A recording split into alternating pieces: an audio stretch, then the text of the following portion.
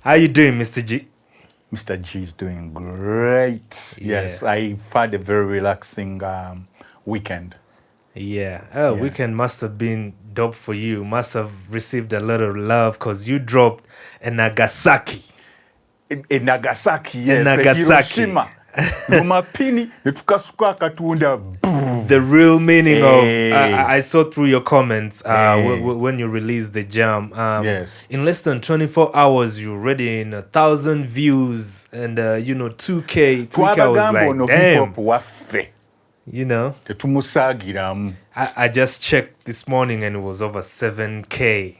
7,000 people already viewing. You need to point out that it's organic because to these people who buy views, yeah, to them that's nothing. But for us, if it's organic, tell them 7,000 people tuned in to listen to greatness. Yeah. Big and sold out seats to hear Big Small speak because he had the lift.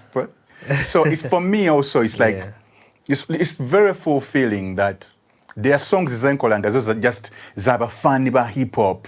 There's nobody they don't know poetry, they've never had a spoken word, they never had anybody opening a track in that style. So I like taking my people on these journeys, and I'm glad that they come with me to this land of adventure called Zamba land. Yeah, there were a lot of metaphors, bars, as we know you for. Yes, the fans, and through the comments they were saying hip hop is back, the king is back, this is what we've been waiting for, this is this and that. How does that make you feel though?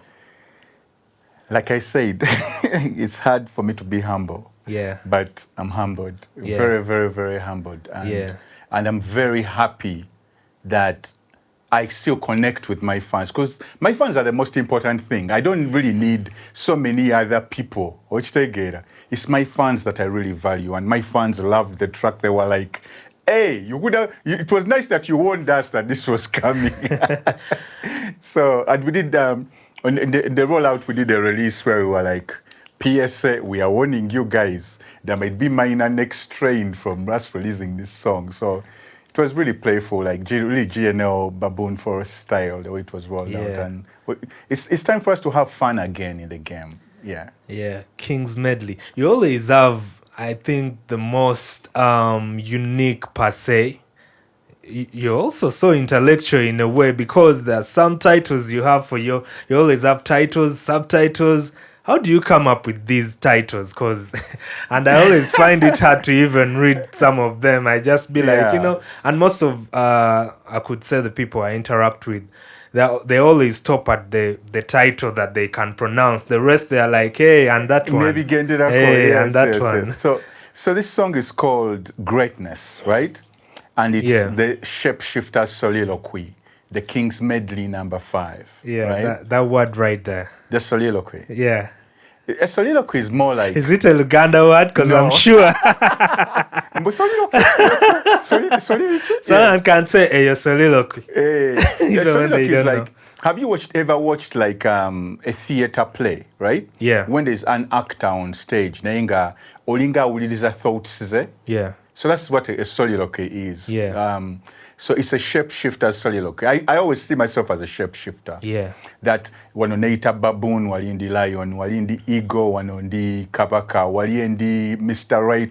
So there are so many of these characters that I play with, right? Yeah. So it's that shapeshifter's soliloquy, like all through the medley.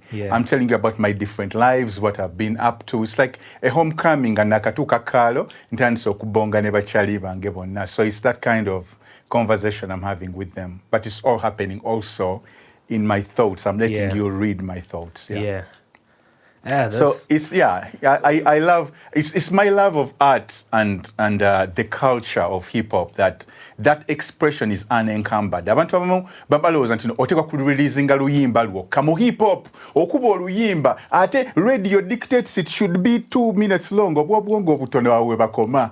But for us who really love the culture, you can go 6 minutes. Like Kendrick Lamar and Drake, Yamukuba 6 minutes on a beef song.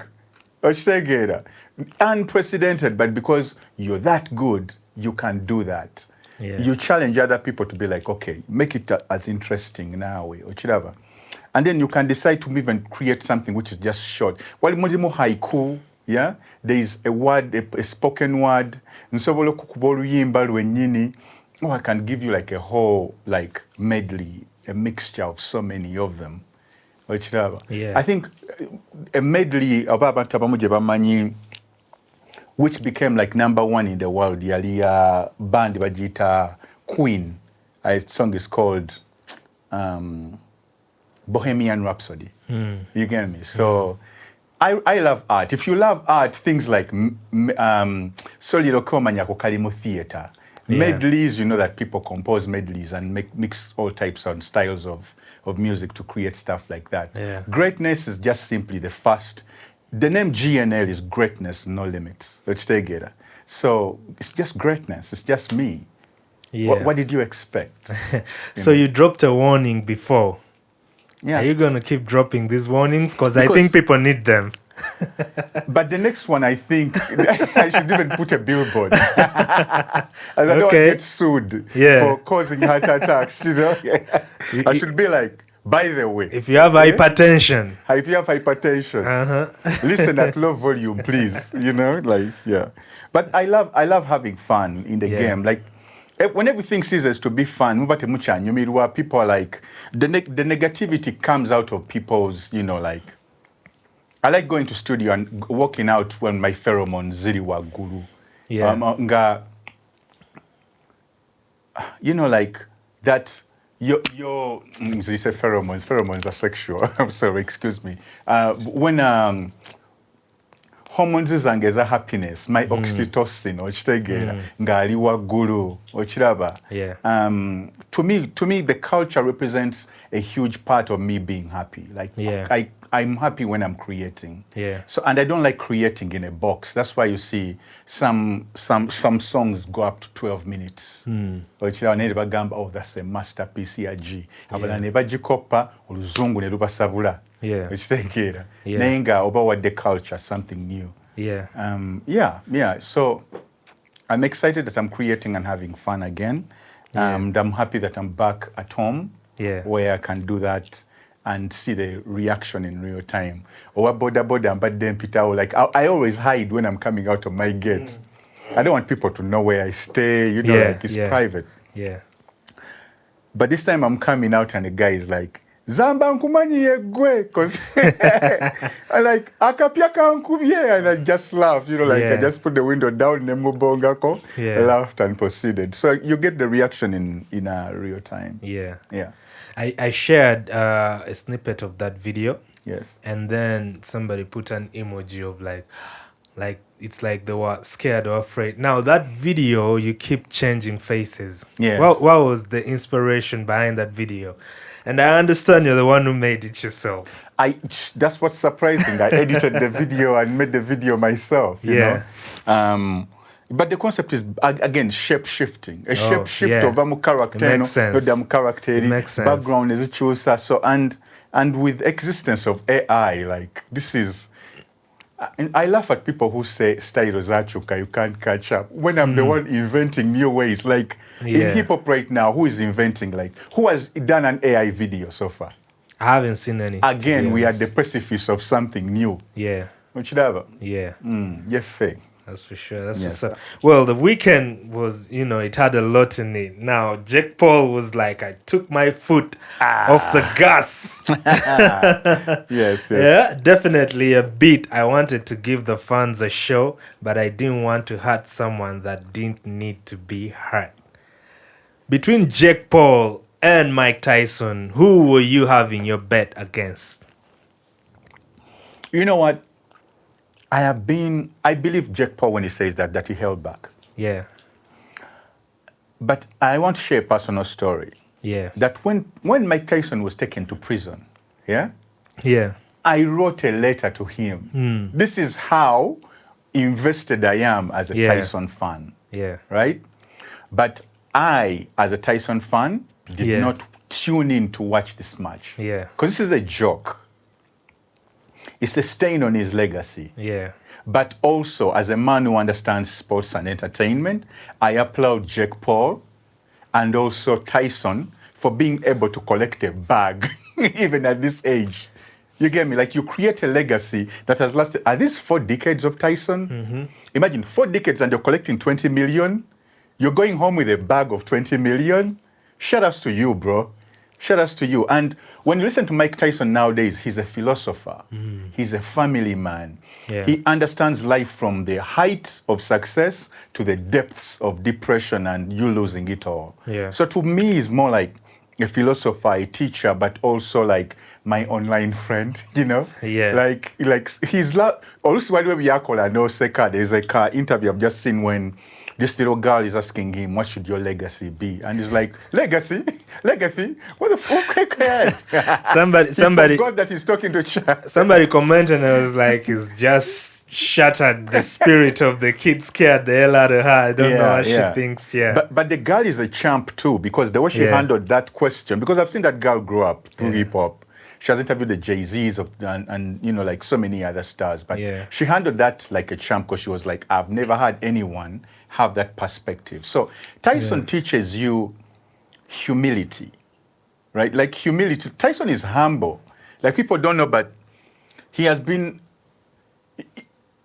Tyson's wealth of wisdom is akin to an abbot in a Zen dojo. Monastery. When people overtake Kawempe, they will give you the same wisdom. Tyson has seen pain, he has seen betrayal, he knows what loyalty is, he knows what hard work is. He can inspire and motivate people like in all sorts of directions. He has seen sleeping with multiple women, now he knows what it is to be loyal to one. He knows to be a father and also to be an absentee father when you're chasing your dreams. So to me, Tyson is a beautiful human being, right? And waluka clip when he was in his corner, when you can now see he wants to fight, but his body is like, nah, bro. And he's in pain, he's like, but the body is like, nah. That teaches us also that father time. You can't beat father time. Tyson is only being stopped by time. But his body, his spirit, his energy is unstoppable. Like his intensity, there's a lot to learn from that. You get me? So I did not watch the match. I cannot watch such a match. It reminds me, okay, this is also like things coming back full circle, right? There was a time Muhammad Ali fought a younger boxer. And this younger boxer, I think he was from the UK, he punished Muhammad Ali. This was like beginning Parkinson's, vichi. Neya mukuba blows going to boxer muto. He really beat Muhammad Ali. And I remember when Tyson got a chance to fight that guy, Muhammad Ali comes to the ring and he says, punish him for me. You get me? Tyson yakuba guy. So now, come back full circle. There's another boxer who is being managed by Tank, who's being managed by... the money team, Mayweather. He's like, I want to beat Jake Paul so bad. You get me? Like, Jake Paul is entertainment and he's also a skilled boxer. But now we see full circle that now Tank, though they are not even in the same weight class, I gotta cover Jake Paul. That's how much people like Mike Tyson. He's an icon. Do you think with his legacy, Michael Tyson's legacy, and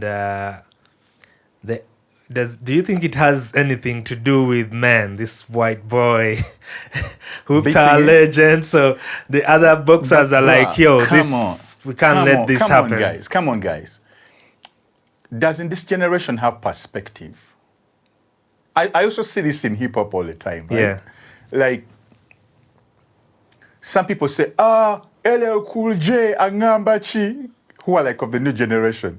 But bro, you can learn something about longevity from LL Cool J. Fine, you don't enjoy it. If you don't enjoy his music now, respect that up to now, he has a festival where people pay like $100 to go watch it, a ticket, but it rock the bells. Google it, right? The very fact that you know Def Jam as a label, that person founded it. It's built on his back, basically. The first artist could Def Jam. So now, you are naturally stupid, right? You do not disrespect people that have built legacies like that. Go back now to Mike Tyson. I was just using that as an example. You've seen Tyson in his prime and what he has done for the sport called boxing. Went to jail, came back, whooped a guy. like fastest knockouts. People are like, Tyson, people are still entering and they are paid very high tickets. The match is done. They're like, no, you must like now elongate a little bit. These are the conversations that were happening when Tyson was in his prime. Yeah. So you've seen someone in his prime. Yeah. And now, how is it a really like, when you look at it, this guy is in his prime, Jake Paul. He's fighting a man. It's like finding people who beat old women or people who fight old men. Like, does that make sense to you? Does that paint a picture of like of a sensible human? Okay, this was in a ring, which is respectful, right? Yeah. But then again, it's like, you found him when he was like in his evening years. He only came for the bag. Yeah, that's for sure. The only thing that for Tyson is that he managed to show people that even if a bag will be taken aside, I'm at least going to put up a fight. Like you see the tiger in him still is there. That speaks about passion. To me, he has a legacy as a human being, which goes, its runway is longer than I'm just a boxer. Right now, we see him as a father, a person who rears pigeons, a philosopher, a person who speaks candidly, and a person who shows you that no matter what the bag or no bag, your passion for something should go up to the very end. Yeah. That's for sure. Well, on Tuesday night, Steph Curry made a little bit of history. I know that you're a basketball fan. Of course. Yeah. Is the Pope a Catholic? Yeah. Who is the grass green? I'm a basketball fan. Yeah. Well, who do you side with in terms of which basketball team do you support? You know what? I noticed I break so many basketball fan rules or team rules, right? Yeah. I wear so much Boston gear, Celtics, but on the inside, we'll be cool about Laker, me Laker all the way. Yeah. Like LeBron, Magic Johnson, Kobe, that's my team. That's my team. Steph wabali San Francisco, but I know style on Lugaflow. Well, he sized up the Dallas Mavericks, center as the game clocked. As the game clock ticked, just under 30 seconds, they were all 117. Yes. And then he just danced around. Yeah, that was a dagger. What people forget he did the same thing at the Olympics. Yeah, you get me? Yeah. People forget he did the same. He has been doing this. To people who are new, that's new. Yeah. But he has been doing this, ladies and gentlemen. Yeah. That's Steph Curry for you. Yeah. That light-skinned boy is an assassin. Don't let his smile fool you. That's a cold-blooded assassin. He snatched the victory from the French people. Kawempe Bonanga Bariao with their long limbs. Yeah. Bra was like, hey.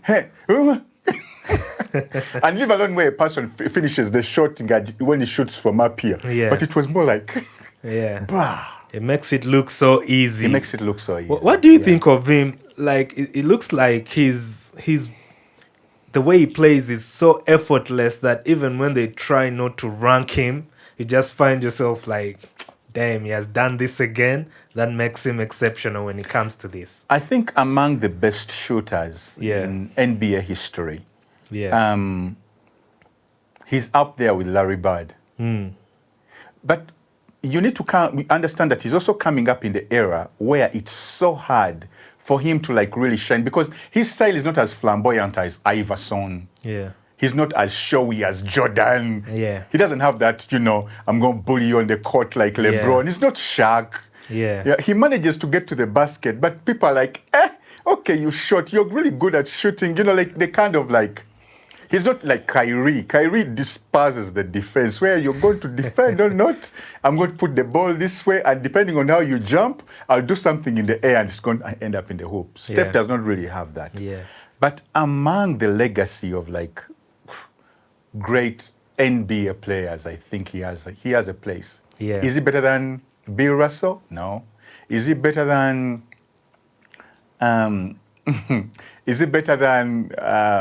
Vince Carter? Vince Carter, he's pure entertainment. Yeah. Curry will do a shot when the game is done and shoot from like half court or away from court. He has done all of those. But a Vince Carter in the air, they are like, bruh, we've never seen anything like that before live in a game. You get me? Yeah. So I don't think he has many of those moments.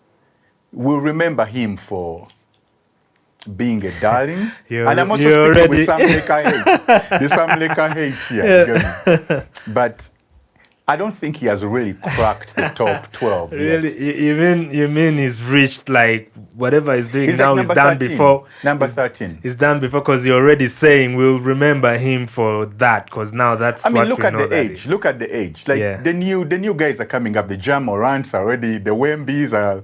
You know, like they are. What's this boy's name? Who is going to? I think he's going to be the new face of the guy from Minnesota. That one was in the movie LeBron produced. I see his face right there. Ah, fuck. We'll look him up. Yeah.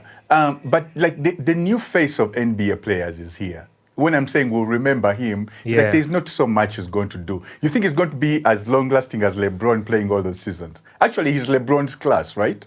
Yeah, good. Those guys don't have more than 5 more years to go, so we'll remember him. Yeah. Yeah.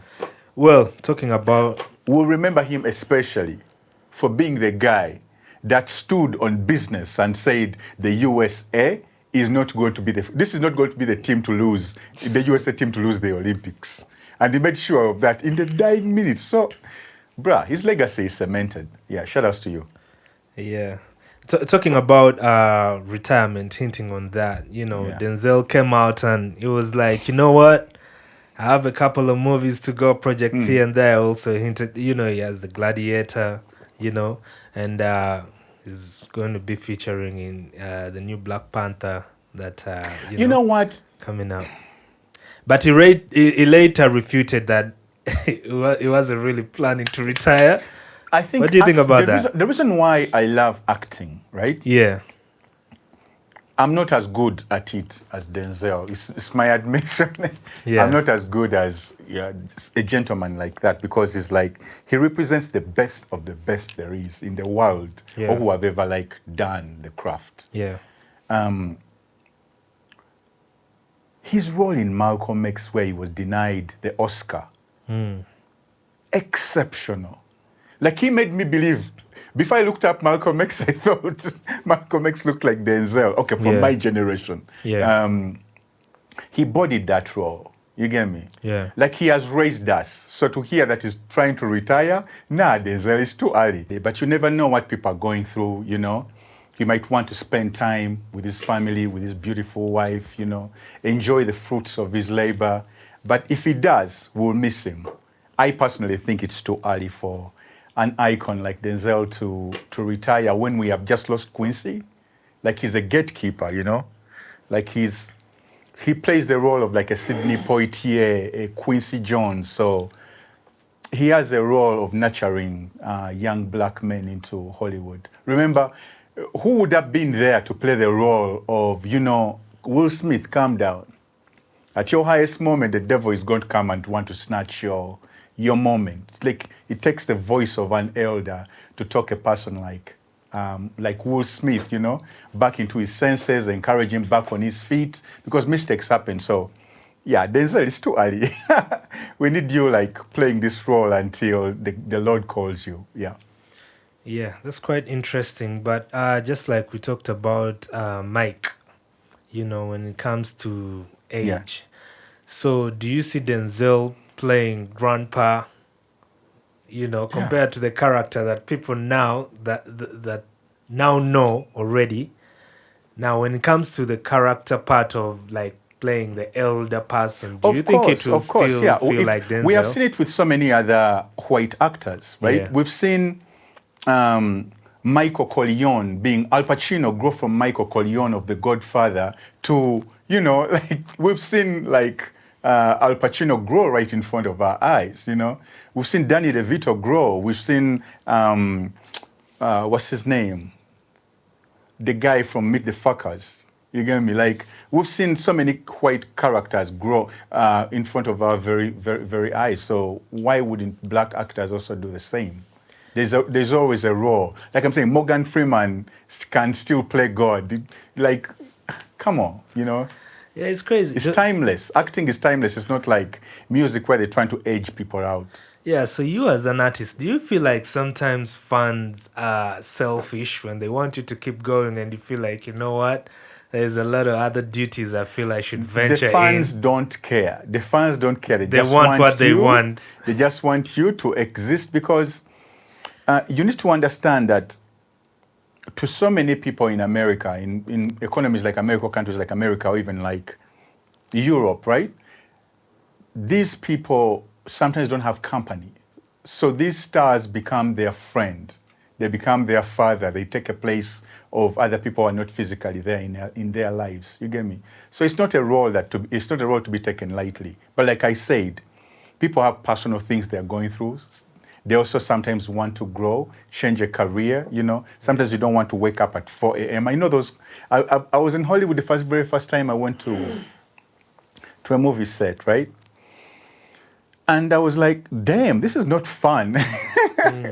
You know, it's like the very first time you walk onto set, you're looking at every star, you're looking at the lights, you know, you're going to the craft table. The first time you find a craft table which has everything you can imagine to eat. Some people have gourmet meals delivered to their trailers. But after a week, it wears off. You're like, I would rather be somewhere chilling. But that's when you get to realize and respect the art and people who are dedicated to real hard work. That on a film set, that's where you find out how professional people are and how much you really love this movie stuff. You get me? Yeah. People wake up at 4 a.m., begin rehearsing lines. Or 4 a.m. is your call time to show up on set. Yeah. And you don't show up and say makeup. That means you have to wake up like at 3. They set you up like by 4. It's go time. You get? So you really have to respect that. Probably he's tired of that. And he really wants to lay back and enjoy what he has made for all these decades.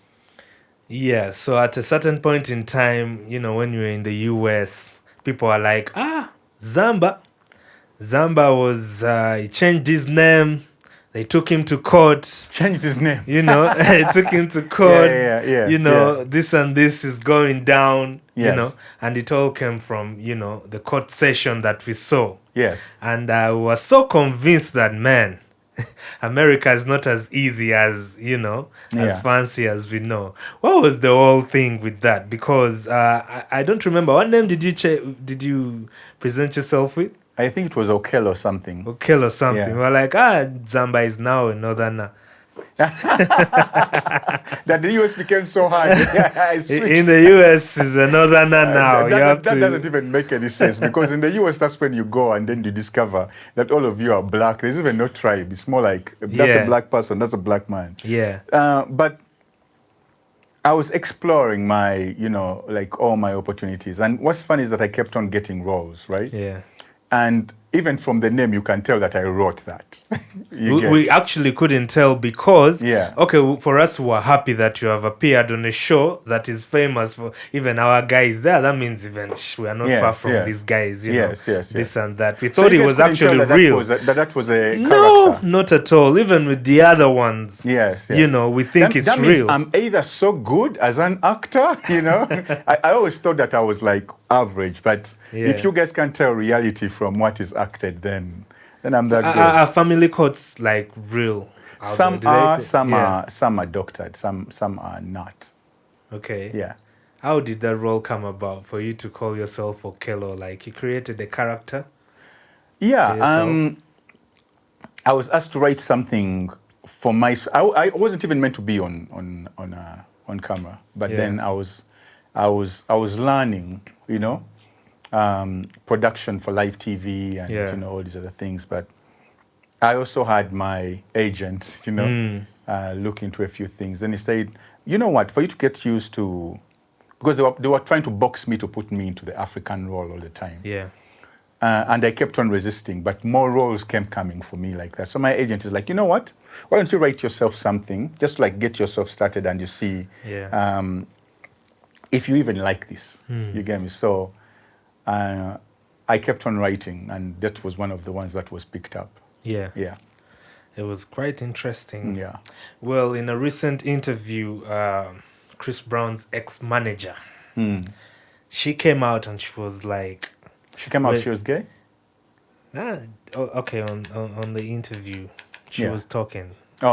She came out like, because she appeared, in an interview, and she was like, when what happened to Chris Brown happened to him, he had to sit back and plan and come out with a plan of releasing music, getting as much collaborations as we need, because they knew that the other people may not want to see Chris Brown, but they would want to see the people he has collaborated with, and so they made him do a lot of collaborations. Yes. And he explains the time Chris Brown was releasing a lot of music, like flooding music out there. What do you think about the whole Chris Brown situation with how he's looked at now? Because even after releasing all those songs, it feels like the things he just can't get past with, even with the good music. America loves punishing black men. Yeah. But it loves giving white people second chances. I don't know why it's that way, right? Yeah. But it's very rare that a black man gets redemption. We need to know that what he did was totally wrong. Yeah. Right? But we don't even know if she hit him first. People don't even consider that she might have hit him first. That does not... with how she looked, it didn't matter. It didn't matter, right? Right? Because as a man, you're supposed to control yourself. But let's say,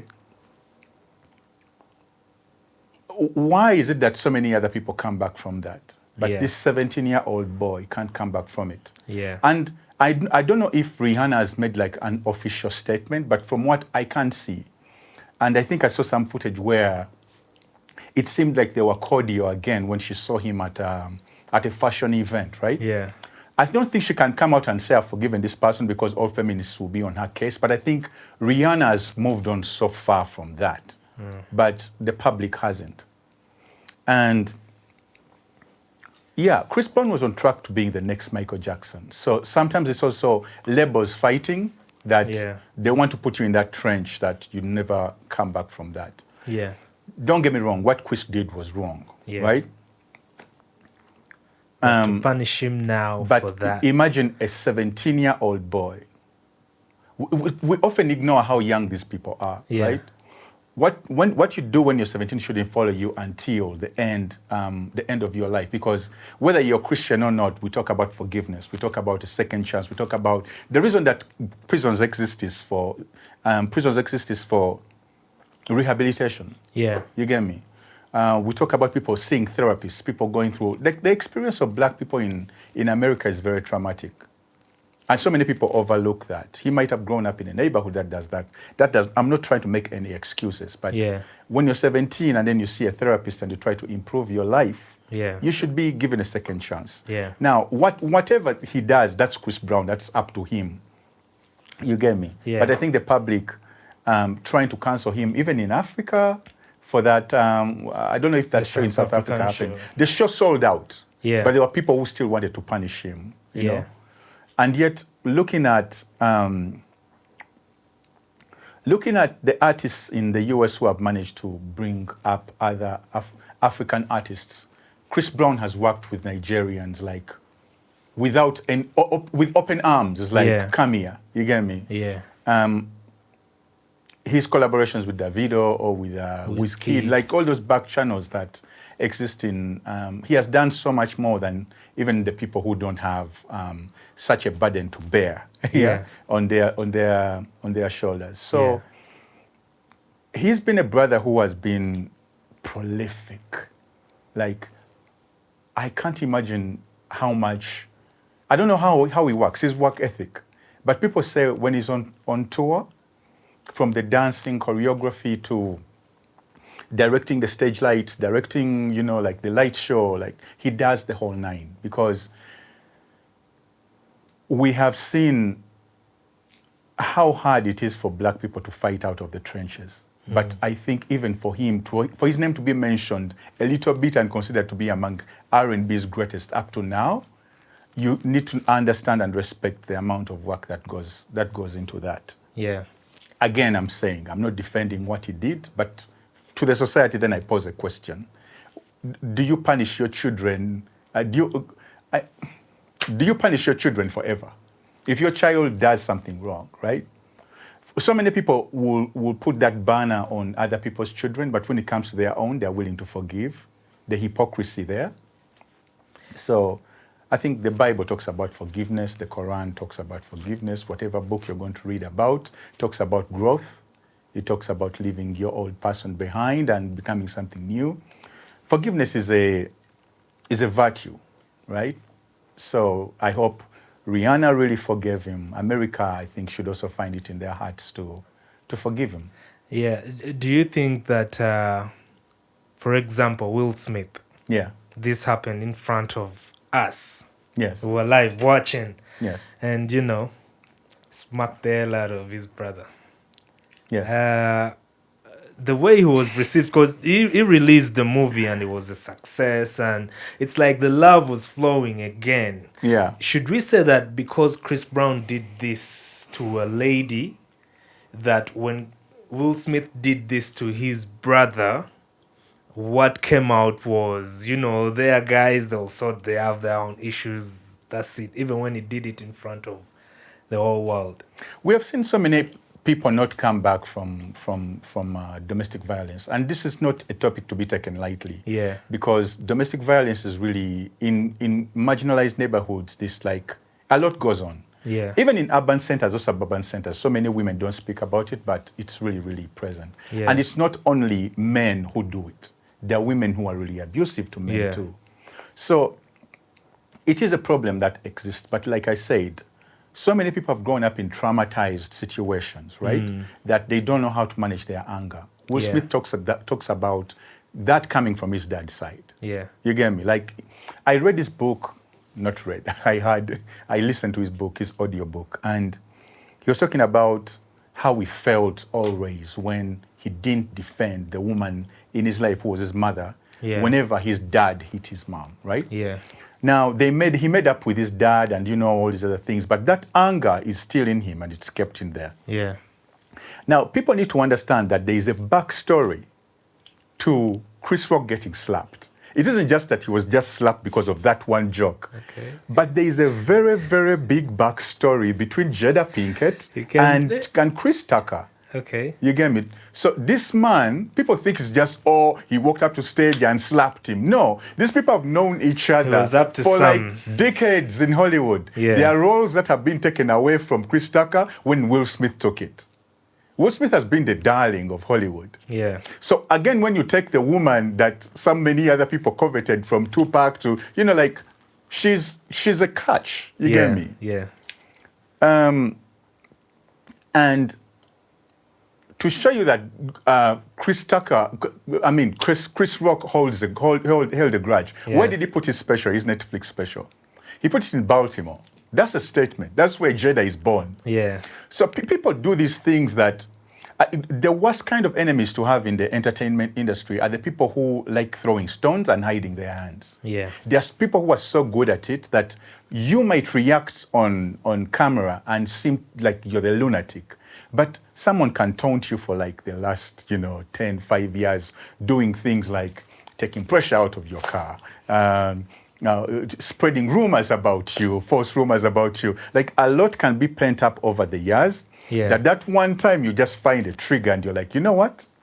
I must smack the shit out of you. You get me? So that you respect who the fuck I am. Because people will talk about, and I'm not saying this to just like say, defend Will Smith. Yeah. Admittedly, I'm a Will Smith fan.